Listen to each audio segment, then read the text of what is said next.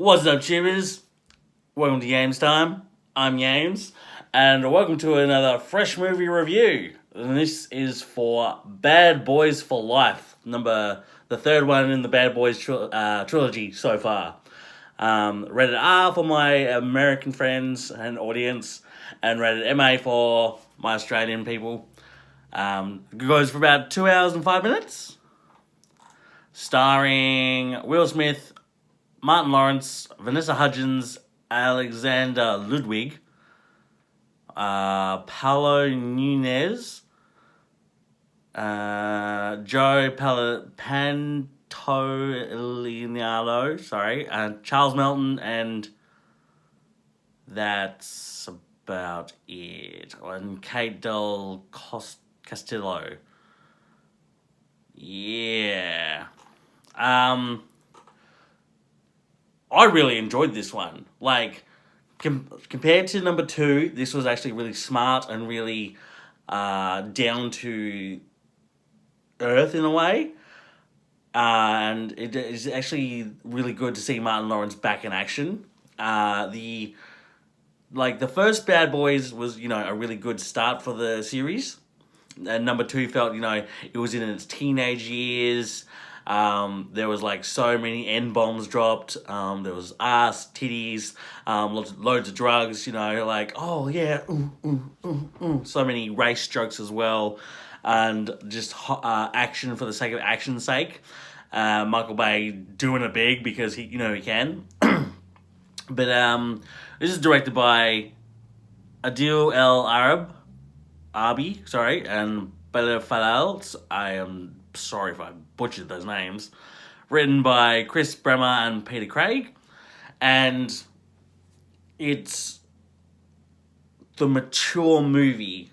It's like sophomore effort, immature teenage stage, adult stage where it's aware what it is and it's grown.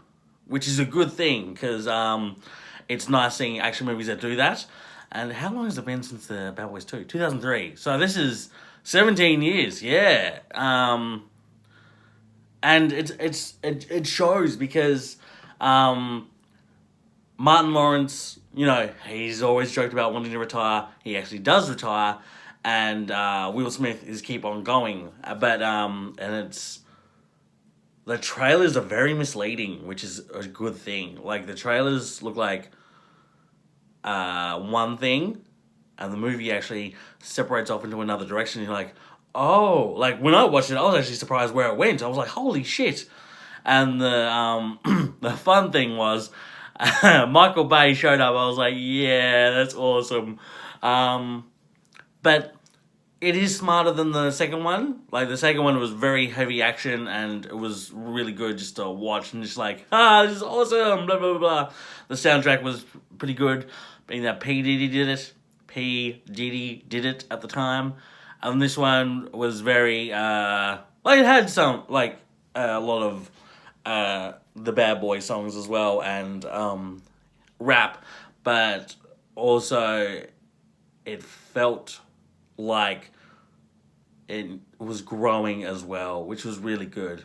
Will Smith, I love everything he's in, basically, except for After Earth. And it's a good summer movie and all that stuff.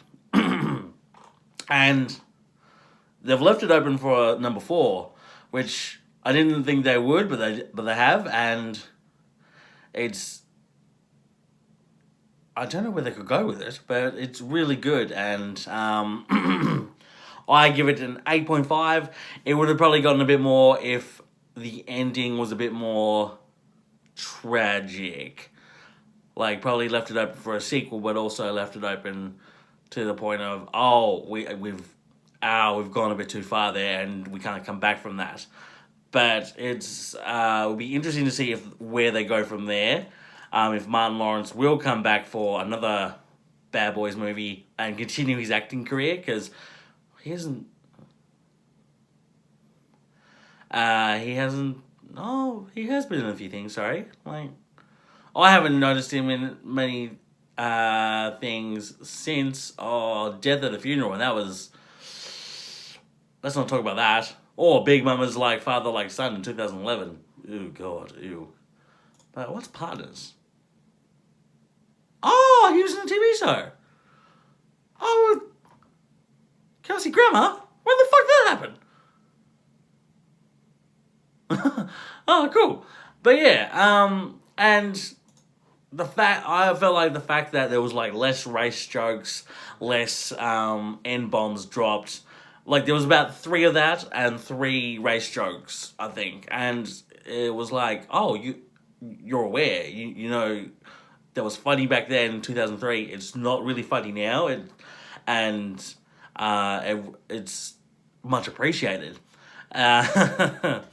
Uh, the action is awesome, and the just seeing Will Smith and Martin Lawrence, like Marcus and Mike, do their thing, like in separate areas, like Mike continuing the cop side and Marcus finally retiring, but also saying he's bored being retired because he's causing havoc at home. It's like he needs to get out, and it's like but yeah, and being that they use so much new technology now too, like drones, it's not like what the new Blair Witch was. Like we have so much more money now. It's like no, we have a smart story as well, which is really appreciated because I didn't mind going in just like action, blowing up stuff, Michael Bay, but this was actually no.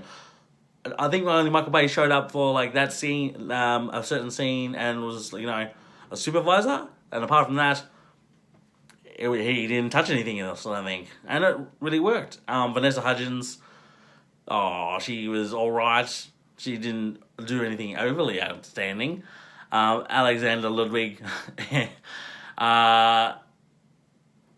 kind of. They need to be a bit more sensitive about the issues like, you have PTSD after being in the field that long and accidentally killing someone. Oh, you need to go to therapy. And they're like, we're not going to therapy. It's like, if you need to go to therapy, go to therapy. Like, it's like mental health is no joke. But we'll get there. Yeah, so if you want a really good hardcore action one and smart as well, give this a go. I personally enjoyed it, and I have no, and like I said, the ending for me would have worked if it was more like, tragic in a way, just to get more oomph. But yes, and out of the trilogy, Bad Boys 2, and Bad Boys for Life, if you guys have seen them all, which one do you like? Do you want to see Martin Lawrence in more movies, or him to slowly fade out? Just like what Eddie Murphy has done, but Eddie Murphy's coming back. And Will Smith, which do you like him in more? First one, second one, or the third one? And if they do make a Bad Boys 4, what should that be called? It's like Bad Boys. It's like Bad Boys 2, Bad Boys for Life, Bad Boys. Retirement ain't no joke. I don't know. It just works. But yes, leave a comment, like, share, subscribe, and I'll catch you guys later. The next movie, I don't know actually what I'm going to see next. Baby Underwater. I've heard it's bad, but I watch Cats, so I can't complain. So yes, and I'll catch you guys later.